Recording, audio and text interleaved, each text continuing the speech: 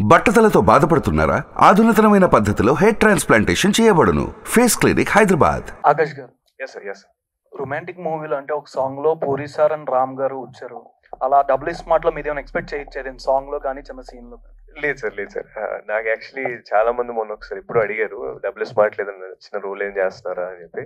లేదు sir, I'm not doing any role. And అంటే మీరేం చెప్పకూడదని ఏమన్నా? లేదు, అలా ఏం లేదు సార్, అలా ఏం లేదు. బేసిక్ గా ఒకవేళ అలాంటిది ఏమైనా ఉంటే కొంచెం నేను ఏదైనా లైట్ హింట్ ఏమైనా ఇచ్చేవాడిని, బట్ అసలు అలాంటిది ఏం లేదు సార్. నేను సోలోగా నా సినిమాలు చేస్తున్నాను. సోషల్ మీడియాలో పూరి గారిది పేజ్ ఉంటుంది సార్. దాంట్లో మీది పిక్చర్ పెట్టి మూవీస్ సరిగ్గా రావట్లేదు, అడ్వెంచర్ మూవీస్ కి బాగా ఓటింగ్ పడింది మీది. అలా మూవీస్ ఏమైనా ఎక్స్పెక్ట్ చేయొచ్చా ఫ్యాన్స్ కోరిక మేరకు? Sir definitely sir. అంటే అడ్వెంచర్ మూవీస్ అంటే more than the visuals and everything, దాన్ని ముందుకు తీసుకెళ్ళి ఒక స్ట్రాంగ్ సబ్జెక్ట్ కావాలి.